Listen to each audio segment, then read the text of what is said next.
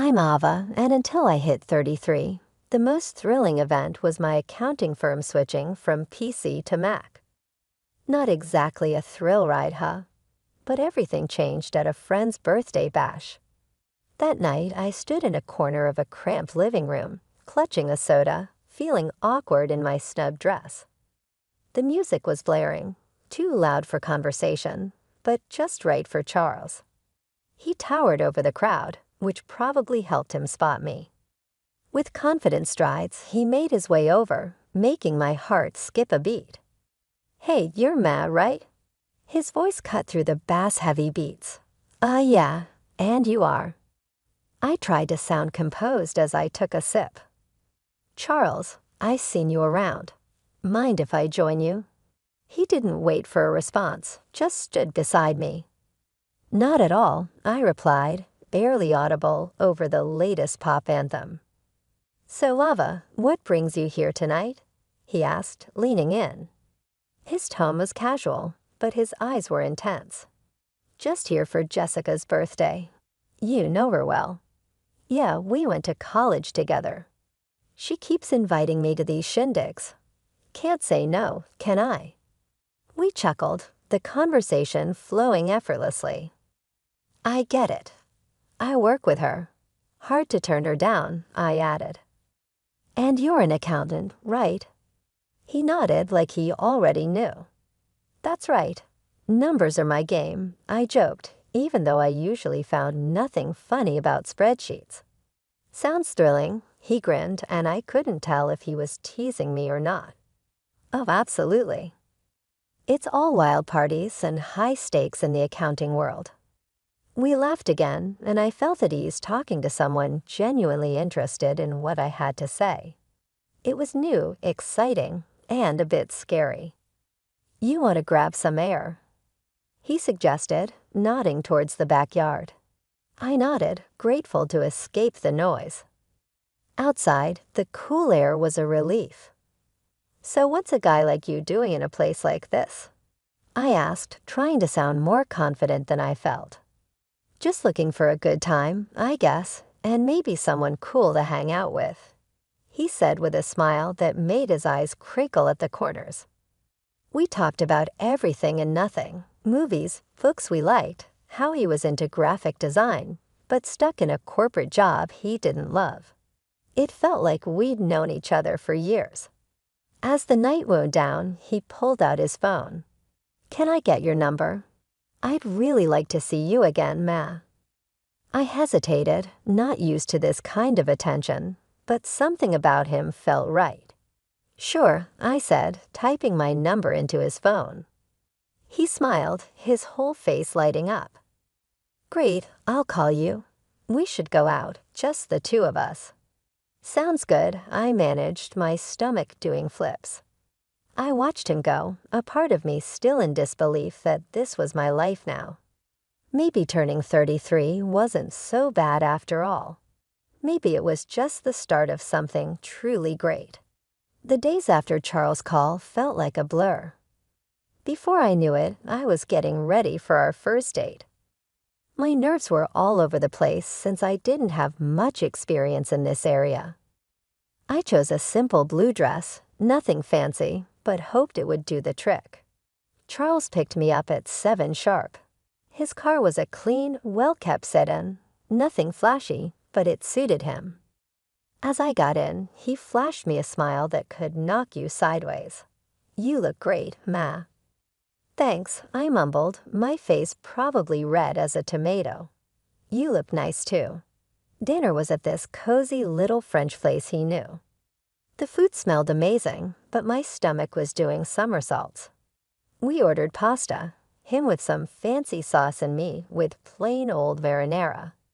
"So, Ma, tell me something about you that no one else knows," he said, twirling his spaghetti expertly onto his fork. I chuckled, playing with my food more than eating it. "Well, I'm pretty boring, but I guess not everyone knows I can solve a Rubik's Cube in under a minute." He raised his eyebrows. "Really now? That's pretty cool. You'll have to show me sometime." "Sure," I said, starting to relax a little. What about you? Any hidden talents? I make a mean breakfast burrito, he boasted with a grin. Best you'll ever have. I'll take your word for it. Maybe you can prove it sometime, I teased. The conversation flowed, and for the first time in a long while, I felt like I was exactly where I was supposed to be. The next few weeks were a whirlwind. We sought each other constantly. Charles would come over after work, and I'd meet him for lunch near his office. He showed me his favorite spots around town, little nooks I'd never noticed before. It was like seeing the city for the first time. Things took a serious turn when he invited me to meet his parents, Brian and Camille. They lived in a small, cozy house full of photos and little decorations. Camille hugged me the second we walked in. "Oh, we've heard so much about you, dear," she said, squeezing my shoulders. "She's lovely," Charles said, and I could tell he was pleased. We sat down to dinner, and the conversation was nonstop. "So, Ava, Charles tells us you're an accountant." "That must be interesting," Brian said, passing me the potatoes. "It has its moments," I replied. "Mostly just numbers, but I like the order of it. And how's your family?" Camille asked, genuinely interested. "They're good, thanks. My dad's a businessman, always busy, but he's been really supportive of me." It was all happening fast, but it felt right. It was as if everything in my life had been leading up to this meeting. Charles made me feel like someone finally saw me for who I was, not just some plain Jane accountant. One evening, a few months into our whirlwind romance, we were walking along the riverbank. The city lights reflected off the water, and it was picturesque in a postcard kind of way. "Ma, I've been thinking," he started, stopping and facing me. "Yeah," I asked, my heart starting to race. "I don't want to wait any longer. I know this is fast, but will you marry me?" Just like that, my world changed. No hesitation, no doubt, just a simple, "Yes, Charles, I'll marry you." The whirlwind didn't stop there. Soon after, I introduced Charles to my father. He took to Charles immediately, appreciating his straightforward manner and obvious affection for me. "He's a good man, Ava," Dad said, giving his approval, which meant the world to me. So we got married. It was a modest wedding, nothing too extravagant, but it was perfect for us. I even found myself loving the way I looked in my wedding dress, something I'd never imagined. Smiling wide, I posted photos on my social media, sharing my joy with friends and family. After the wedding, life didn't slow down. It picked up pace. Charles and I barely had time to savor our newly bliss before he suggested something big. "Hey, Ava, I've been thinking," he said one evening as we unpacked another box of wedding gifts in our cramped apartment. "How about we move in with my folks?" I paused, holding a coffee mug in my hand. "Live with your parents?" He nodded, looking serious. "Yeah, they're not getting any younger, and I'd feel better if we were around to help out. Plus, it would save us some money on rent." It made sense, but moving in with the in-laws, that was sitcom territory. "Are you sure they'd want us there all the time?" "Absolutely," he assured me. "Mom's been hinting about it ever since we got engaged. Come on, it'll be good." 3 weeks later, there we were, pulling up to his parents' house with our lives packed into a bunch of boxes. Charles's mom, Camille, was waving from the porch before we even got out of the car. "Oma, we're so thrilled to have you both here," she exclaimed, pulling me into a hug that was a bit too tight. Brian, Charles's dad, clapped him on the back. "Welcome home, son, and you too, Ava." The house was cozy, stuffed with furniture that looked like it belonged in a museum of the 1970s. I tried to keep a smile on my face, but I was already missing our little apartment. Charles sensed my hesitation. "It's going to be great, you'll see," he whispered as we carried boxes inside. The first few days were an adjustment. Camille was constantly hovering, always popping into our room to ask if we needed anything. "Just making sure you're comfortable," she chirped, while I tried not to cringe at the invasion of privacy. One evening, we all sat down for dinner. Charles, me, Brian, and Camille. The conversation was painfully mundane until Charles dropped another bomb. "So the house needs some major repairs," he announced casually between bites of meatloaf. I choked on my mashed potatoes. "Repairs? Yeah, the roof's a mess, and the plumbing's from the dark ages," he said. Brian nodded solemnly. "We were thinking," Charles continued, avoiding my gaze, "that maybe we could all chip in for the costs." I glanced at Camille, who was suddenly very interested in her plate. All of us. "Well, I just got this pay cut at work," Charles muttered, "so I'm a bit strapped at the moment." There it was. I felt a knot form in my stomach. "I'll see what I can do," I managed to say, even though I wanted to say much more. Camille perked up, tears welling in her eyes. "Oh, Maud, that would be so helpful. You're such an angel." The next few weeks were a blur of contractors and repairs. I wrote checks and smiled through gritted teeth as Camille gushed about how wonderful the house was looking. Brian slapped me on the back. "You're really part of the family now, Ava." "Part of the family, sure. The part that pays for everything." One particularly grueling day, after yet another round of expensive opinions, I felt completely drained. I collapsed on our bed, exhausted.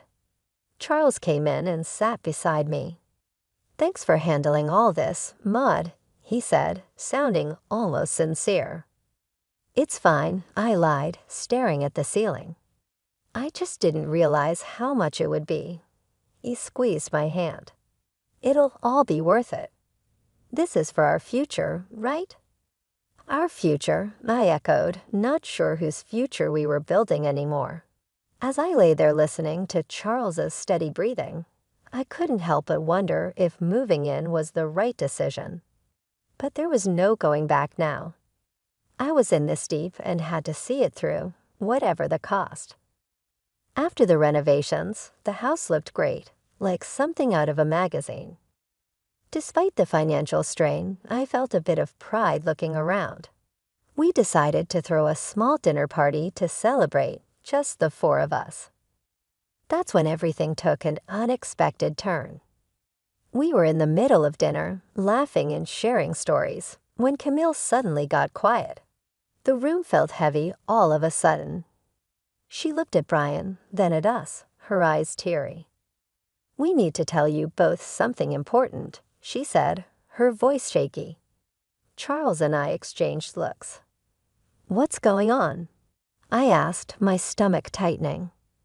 Brian took a deep breath. "The house, it's heavily mortgaged. We owe $300,000, and the bank could take it away if we don't settle the debt in 3 months." My fork clattered to my plate. "What do you mean?" "All the repairs we just paid for."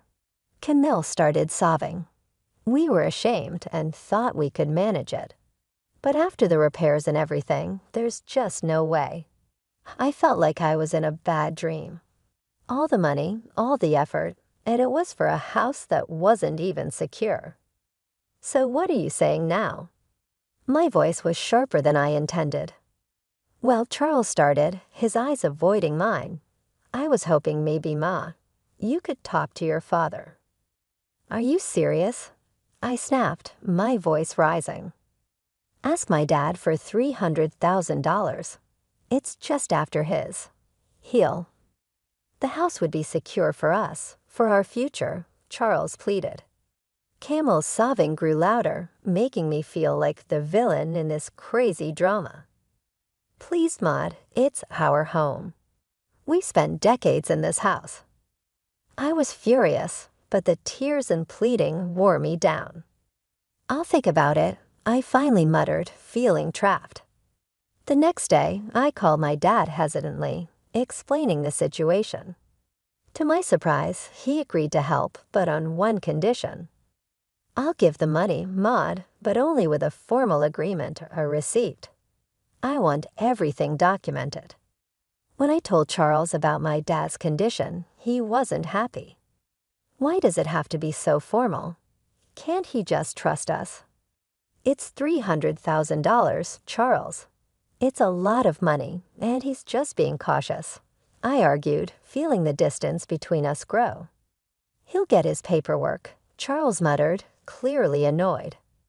The paperwork was drawn up, and the money was transferred. Camille and Brian were relieved, constantly thanking me. But the air between Charles and me had changed.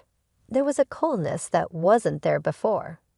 Just when I thought my life couldn't get any darker, tragedy struck suddenly. Ava, it's your Kayla. Her voice came through the line, shaky and choked. Your dad, he had a heart attack. It's bad. My heart dropped to my stomach. What? How is he? He didn't make it, honey. I'm so sorry. The phone nearly slipped from my hand. No, that can't be right, I mumbled, numb. I hung up and turned to find Charles standing in the doorway. What's wrong? He asked, his voice low. My dad, he's gone, I managed to say before everything inside me broke, and I started sobbing.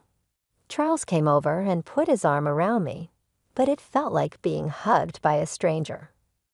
I'm sorry, Ava, he said, and it sounded sincere, but I was too lost in my grief to really hear him. Exhausted from another long day of funeral planning and dealing with the agency, I came home earlier than usual. I expected the house to be quiet, but as I inserted my key into the front door, I heard voices from the living room. It was Charles, his tone dripping with frustration and disgust, talking to his parents. I can't do this anymore. Living with her is driving me nuts. It's too much. His mom, usually so sweet and understanding, replied in a stern whisper, You have to hold on a bit longer, Charles. We need to figure out what to do with those receipts. Your father-in-law had them. Ava has them now. The sooner I get out, the better. I'll grab those receipts and destroy them, and then I'll start all over again with that rich beauty I told you about. Charles's voice was cold and calculated. I felt a chill run down my spine. Here I was, mourning my father, while the people I thought I could trust were plotting behind my back. They weren't the loving family I thought I married into. Instead, they saw me as a way to fix their financial troubles. Rage mixed with shock, but I knew I had to keep my cool. So I slammed the door loudly, as if I had just come in, disrupting their scheming. Oh, Maud, you're back early. How did everything go with the funeral plans? Camille's voice shifted instantly to one of concern, her eyes wide with fake innocence. I forced a smile, my stomach turning. It's all coming together. Thanks for asking. As I spoke, I could see the quick glances they shot each other, their faces a mask of fake concern. It made my skin crawl, knowing their true colors. But I realized that showing my cards now wouldn't help. I needed to be smart. I needed to protect what was mine and possibly even get some justice for their deceit. The funeral was somber, the air heavy with grief and murmured condolences. But as the ceremony wrapped up and we returned to Charles's parents' house, the true colors of the family I married began to show. As we gathered in the living room, sipping on lukewarm coffee, Charles's demeanor shifted. His usually charming facade crumbled away, revealing something more sinister. With a cold laugh, he looked straight at me and dropped the bomb. Pack your things. You need to get out. I've got someone else now, someone better. His words should have felt like a slap. I pretended to be stunned, but before I could respond, Camille chimed in with a snide giggle. We've really had enough of you, dear. We only put up with you for your money. What about the house? I asked, fading in. The house that I paid to fix. The $300,000 I poured into it. Camille laughed harder, as if I had told the best joke of the year. Oh, sweetie, this house is ours. You're nothing here. Charles's smirk widened. And those receipts you're so proud of. Found them in your dad's house and burned them. They're gone. For a moment, I let them believe they had won. But then I couldn't help it. I burst into laughter. My reaction confused them, their smiles faltering. Why are you laughing? What's so funny? Charles demanded. I wiped a tear from my eye, still chuckling. You three are just pathetic. You think you're so clever. The receipts you destroyed, they were copies. The real ones are safe with my lawyer. The cover drained from their faces. Charles's arrogance turned to panic. You can't prove anything, he stammered. I can and I will. I shot back, my voice steady and firm. Now I want my money back. All of it, or my next call is to the police. Charles and Brian looked at each other, their earlier confidence replaced by fear. Brian, usually so bold and brash, began to plead. Maud, please let's talk about this. We can sort something out. With the truth out and leverage in my hands, negotiations with Charles and his parents dragged on longer than I expected. They were trying every angle to sway the terms in their favor, but I wasn't about to budge. It's simple, I stated firmly during one of our many discussions at their now legally mine kitchen table. The house gets transferred to my name in exchange for the money. That's the deal. No more games. Finally, they relented. We all agreed that the best course of action was to make everything official and legal. I insisted that everything be documented by a lawyer and confirmed with the proper papers. At the lawyer's office, the atmosphere was tense as documents were signed and notarized. I watched closely as each signature was applied, ensuring there was no room for further deceit. Once everything was finalized, I collected the documents related to the transfer and turned to Charles's mother, who looked deflated yet somehow still carried a hint of her former haughtiness. I'll be keeping these in a safe place, I said, holding up the papers before slipping them into a folder, just to ensure no one is tempted to pull any stunts. With the legalities handled, the divorce proceedings were straightforward. Charles was quiet, his earlier arrogance nowhere to be seen. When the final papers were signed, I felt a weight lift off my shoulders. A chapter closed. On the day they moved out, I stood on the porch of my now fully owned house and watched Charles, his mom, and Dad carry their belongings to a rental van. Their movements were slow, the mood somber. I couldn't help but feel a mix of satisfaction and sorrow. This wasn't how I imagined my marriage ending, but under the circumstances, it was the best possible outcome. After everything settled down and I began to enjoy my newfound peace, word got back to me through friends about Charles and his situation. Apparently, the grass isn't greener on the other side. His mistress had dumped him not long after our divorce, and his parents were now crammed into a tiny apartment, a big downgrade from the comfortable house they once had. It seemed karma had caught up with them quicker than I expected. Despite their situation, they started reaching out to me, bombarding me with calls and messages, probably hoping to weasel their way back into my life, or at least my house. But I was done with their deceit. I blocked their numbers without a second thought and blacklisted them on all social media. It was liberating to cut the final threads that connected us. One afternoon, as I was enjoying a quiet moment with a book in my living room, there was a knock at my door. Peering through the peephole, I saw Charles standing there, a pathetic figure holding a bouquet of flowers. The audacity of it made me scoff. Opening the door, I couldn't help but laugh outright at the sight of him. Really, Charles, flowers? He shuffled uncomfortably, the bouquet seeming to wilt along with his spirits. I've realized so many things. I was wrong. Terribly wrong. Remember when you told me I disgusted you?" I interrupted, leaning against the doorframe, not hiding my amusement at his discomfort. "What changed, Charles? Run out of options." He looked down, shame clear on his face. I made mistakes, but I'm here to make things right." I shook my head, almost feeling sorry for him. "Almost. You're not here to make things right, Charles. You're just desperate to get back to your comfortable life. But guess what? That life doesn't exist anymore. Not for you."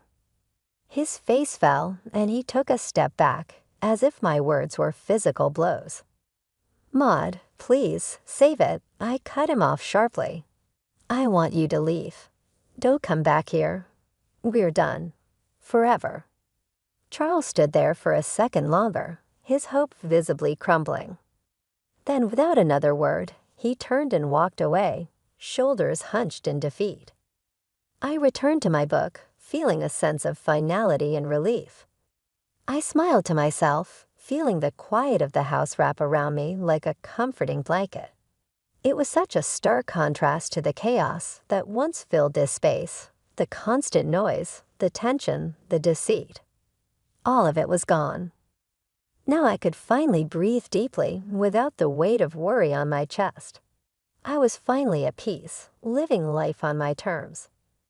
I glanced around the room, taking in the calm atmosphere. The sun streamed in through the windows, casting a warm glow over everything. I realized how much I loved this house now that it was truly mine.